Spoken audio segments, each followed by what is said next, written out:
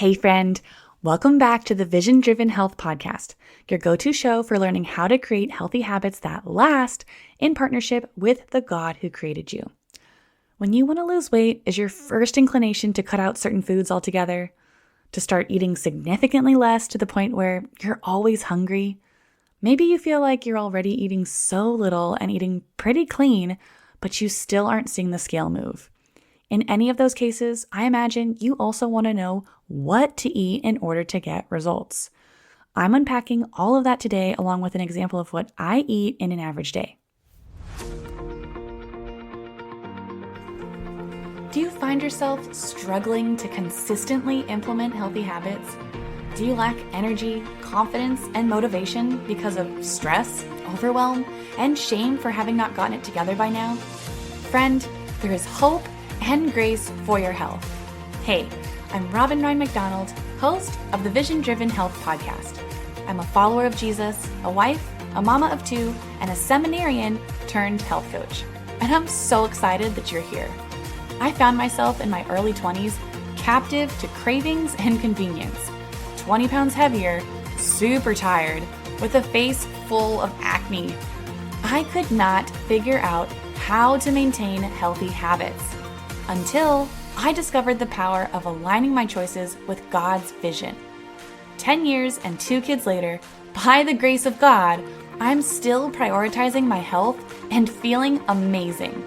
If you are over quick fixes and are ready to feel good in your own skin, then grab a giant water bottle and let's dive on in.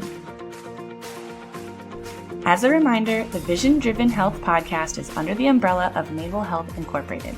The content on this podcast is for informational and educational purposes only. It is not intended for medical advice. It does not take the place of medical advice or treatment from a physician. Listeners should consult their own doctor or a qualified healthcare professional for specific health concerns and questions.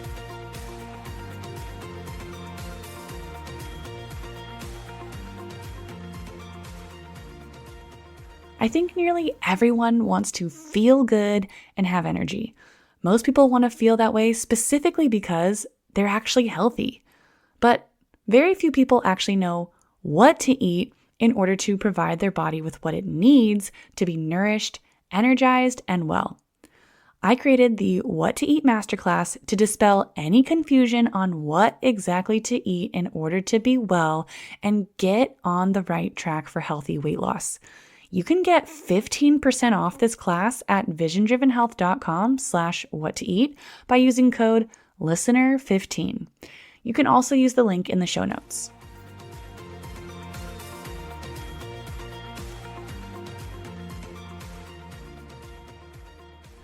I'm going to start this off by qualifying the information I'm giving in this episode. So the title of this episode is To Lose Weight the Healthy Way.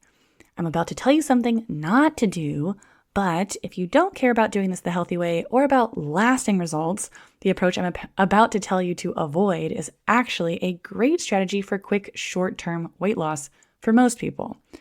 The other thing I want to qualify is that the second part of this episode title is about eating more food and getting results, which again, you have to have clarity on what you want your results to be, both immediately and long-term. Because if you aren't concerned with doing things the healthy way and the results you want are simply to see the number on the scale go down, you don't have to worry as much about what specific foods you eat or whether or not you do things for the long haul. Now, my guess is if you've been following my show for any length of time, you're likely in the category of people who do care about creating a healthy lifestyle in addition to losing weight, and you do want whatever results you have to actually last. Now, there are 2 primary nutrition mistakes that I see when it comes to losing weight. The first we were talking about today, and the second I'll try to do another episode on later. Now, I have shared what these mistakes are in some capacity before, but the first one is not eating enough food, and more specifically, not eating enough protein. I'll spend the rest of this time unpacking that along with what it looks like to consume the right foods for healthy weight loss. But just so I don't leave you in the dark on the second mistake, the other one is not eating a low glycemic diet. Low glycemic means eating foods that don't spike your blood sugar excessively.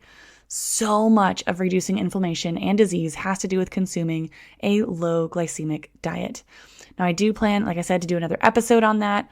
But until then, if you want to understand that topic better, I do highly recommend checking out episode 9, which is quite a while ago at this point, but with my guest, Lindsay Young. She actually does a fantastic episode that really explains the topic of blood sugar very clearly. Okay, so now let's talk about the common inclination to eat barely anything in an effort to lose as much weight as possible as fast as you can. Now, I honestly get it. I'll even be so vulnerable and honest right now. I am in a season, at least not unprecedented, but a season in my weight loss journey that I have not come across for, I don't know, a good 11 or 12 years. So after I had my first baby, I stopped breastfeeding, I think a month or two before I conceived my next baby. And I stopped breastfeeding this past fall, my second one, and I put on weight right away.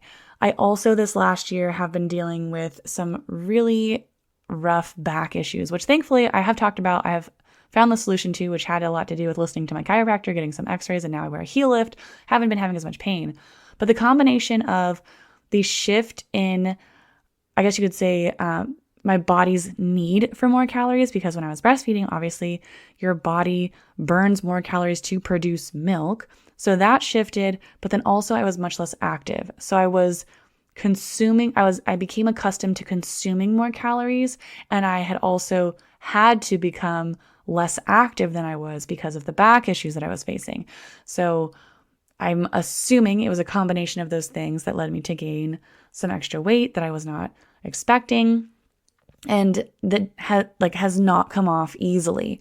And I literally have been thinking like, wow, I really relate with my clients and those that I've worked with, because my thought is I just need to lose. It's not that much weight, and wanting to lose it quickly. And I'm telling you, I'm literally going to tell you what I recommend and what I have seen work for my clients. But my mind went straight to, oh, I'm just going to eat, a lot less. But I also know that there is a dynamic with calories and protein. So my other thought was I got to eat more protein, which brings me to what I'm leading into. But all that to say, I get it. I understand the inclination to eat barely anything in an effort to lose as much weight as possible as fast as you can. I did this in an unhealthy and uneducated way when I first tried to lose weight, and there was zero nutritional pursuit in how I did it. It was literally just counting calories and trying to barely eat anything, which didn't work and resulted in me binging, which is not the way that I'm dealing with it now. And also, I'll talk about in a moment, is resulting in slower progress. But I actually, despite, again, relating very much with the desire to lose weight more quickly, believe that it's best to do things slowly and, again, healthily, because you want it to last, and you don't want it to just be like water weight, or you don't want to have these crazy swings. You want to intentionally lose the weight in a healthy way. So oftentimes we think just calories in, calories out. If we eat less, then we should just lose weight, right? So again, yes and no. So like I said, this can work really well for a person who is eating a decent amount each day, who then just cuts down that amount significantly. This will usually lead to weight loss pretty much right away. But you might be in the category that most of my clients actually start out in. So they did start eating very little, but then after the initial weight loss, they started to gain it back and then struggled to lose weight despite continuing to eat very little. And this can be very confusing and very frustrating, because you're not eating that much, and you're even trying to make healthier choices with the little bit of food that you're consuming. So you're like, what the heck? Why isn't the scale going down? And the reason why is likely because your body has begun to perceive your minimal eating as a threat. It thinks that you are in a famine where food is being rationed. It's trying to protect you by holding on to fat and slowing down your metabolism so that you don't require as much food to survive. So by eating way below what your body needs, you can actually cause fat retention and a slowed metabolism, which is the opposite of what I think nearly everyone wants when they set out on a weight loss journey. And this becomes extra problematic because you have to cut more and more calories to get your body to respond and lose weight, leaving you with a very undernourished diet. Again, if you don't care about losing weight the healthy way, not a major problem, but even then, it does begin to catch up with you because your hormones will be impacted, your metabolism, like I said, is impacted, which directly then affects your propensity for chronic disease. Your energy will get zapped, your sleep can be affected, your mental health may suffer as a result of the imbalance of hormones and problems with sleep. And obviously, you're starting to see there's indeed a ripple effect of all of this. So yes, is it nice to drop a quick 10 to 20 pounds? Sure. But if it leads to being malnourished and all these other issues and you still end up gaining back the weight, does it actually seem worth it? Probably not. And actually, during a call that I had with a client, which I am not currently working with clients one-on-one or even in a group setting right now, but if you did want to get the best support I can offer in this season, I do encourage you to check out my What to Eat Masterclass that I mentioned earlier. But anyways, in a one-on-one call that I had with a client, she was 100% in this place that I'm describing. She ate very little, sometimes less than 1,000 calories a day, which like blows my mind. Like I have become so accustomed to eating so much food. Like I can't even imagine only having that much in an entire day. But I'm trying to think when I was starving myself in college, I don't think I actually could. I was so active. That's why I binged, because I would try to cut it down so much, but then I'd just be starving and then I'd go crazy. But she was with me for a little over a year and she was down 33.5 pounds. Now, some of you might be thinking, what? 30 pounds in a year? That's it? But keep in mind, she lost 30 pounds by nearly doubling how much she was eating. So she not only lost that much, but we totally turned her metabolism around. So she, at the time of that call, she was about 17 pounds shy of her goal weight. And she knew at that point that she wasn't going to have to worry about all of a sudden eating more food and gaining weight because she already was eating a good amount of food and her metabolism had shifted to be able to consume more food while still losing weight and nourishing her body and getting healthy, lasting results. Speaking of which, her total cholesterol was down 25 points and is now in a healthy range. Her triglycerides were down 63 points. 63 points. That's huge. And her A1C shifted out of the pre-diabetic range. Now, what I found most fun about the conversations that I would have with her was that she was encouraged and excited to maintain her results. She shared how she's always been good at losing weight, but specifically when she puts her mind to it, she just does it and then she would get to her goal. But she was never able to maintain it long term because once whatever diet she did served its purpose, she then stopped following it. But she said she actually felt like what she's doing was something that she now preferred to do and actually feels way better eating that way. So she said that when she doesn't eat her normal new healthy lifestyle, that she actually can tell the difference. She doesn't like the way her body feels. It doesn't feel good. So these are all massive wins. And honestly, this is what it looks like to approach weight loss in a healthy way. Even if it takes longer to lose the weight, but in taking the longer method, you end up improving your blood work, increasing how much food you eat, and having hope for lasting results, it becomes a very worthwhile process. And let's just talk a little bit about the right kinds of foods that I encourage my clients to eat. First, it is so important to start prioritizing protein. If you go to thevisiondrivenhealth.com/resources and you sign up for you put your information in, you will get at least 2, there might even be more, but for sure 2 different resources that help you figure out how to increase your proteins with recipes and specific ways that you can put that together in a given day. So highly recommend that. But the older we get, the more protein we need. When I'm talking about eating the right foods, I'm telling you, you want to start thinking about each meal and snack and asking yourself, where's the protein in this? You want to have at least a fist-sized portion of protein. I prefer meat or animal products on your plate for protein. But again, if you haven't listened to episode 40, where I give a step-by-step tutorial on how to eat enough protein, also recommend listening to that, where I give some more specific steps and examples. But to consuming enough protein, you want to make sure that you are doing your best to consume whole foods. So I'm talking simple ingredients like chicken, beef, pork, broccoli, asparagus, sweet potatoes, strawberries, blueberries. Like, it's single ingredient stuff. And a major way to be sure that you're including these whole foods is to start cooking majority of your meals at home. I say this a lot because it really does make such a huge difference. Start simple, bake some chicken thighs in the oven with some sweet potatoes and broccoli. That's like one of my go-tos for sure. Make a super chili. Grill up some burgers and make a salad and cut up some fruit. Literally did that tonight on the fly to feed. My son had a recital. His first recital was so precious. And my sister and brother-in-law and then my other brother-in-law were all over afterwards. And I was like, oh shoot, like I didn't think and plan to feed everybody dinner, but everybody's here. I'd love to hang out with them more. So the quick thing was I grilled some burgers. I made a big salad. I cut up some pineapple. I made some sweet potatoes, and it was just a quick throw together. I also did some ribs, which made it go a little bit longer, but it actually timed out fairly well. Took about an hour from start to finish, and I made a trip to the grocery store and back. So I'm gonna call it a win. But with that said, it was all whole food stuff.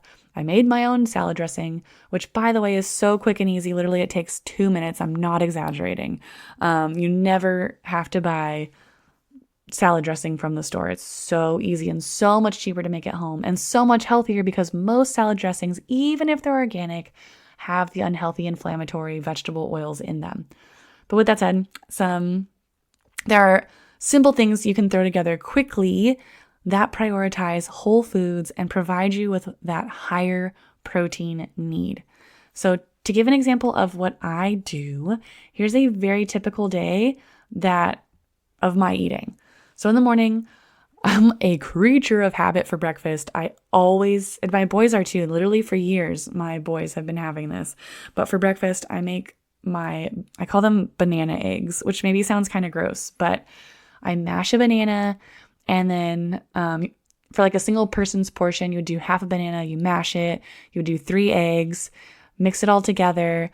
You can help enhance the sweetness of it by adding vanilla and cinnamon, but I mix that all together and then I melt some butter in a pan and I cook it kind of like an omelet, but without the cheese. And so it's kind of like a scramble, but not really because I don't scramble it. And then I cut it into little like triangles because it's, a circular pan, and we eat that. And then I'll top it sometimes with berries or maybe a teeny bit more butter or a lot of butter, depending on how I'm feeling. But that has a lot of protein in it. It's got a little bit of, some natural carbs in it, or I guess you'd say some whole food based carbs.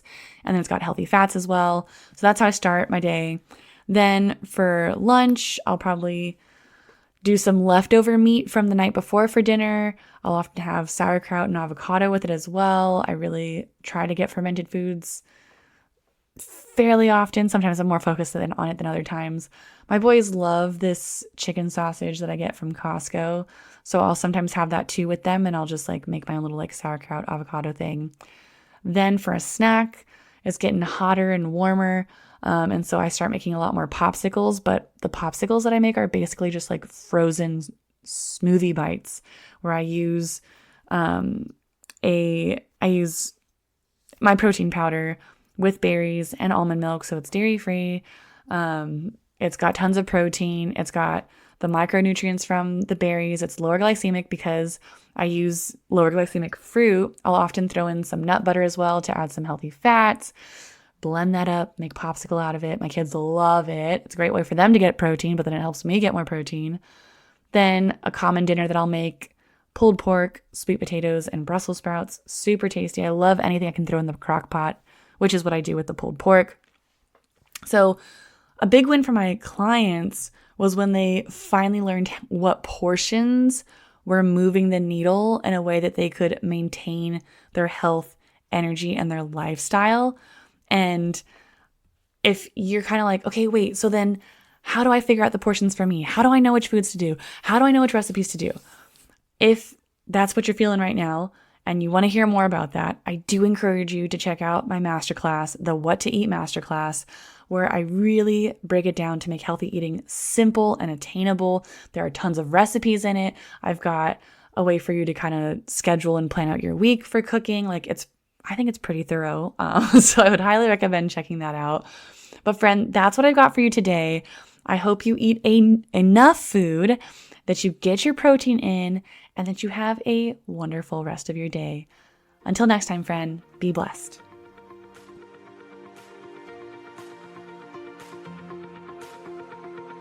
Thank you so much for listening to the Vision Driven Health Podcast today. I hope this episode inspired you, supported you, and blessed you in some way. If it did, it would mean the world if you would leave a 5-star written review on Apple Podcast and share this episode on your social media. The more reviews and shares this gets, the more people can be blessed and encouraged in creating a Jesus-centered, sustainable, healthy lifestyle.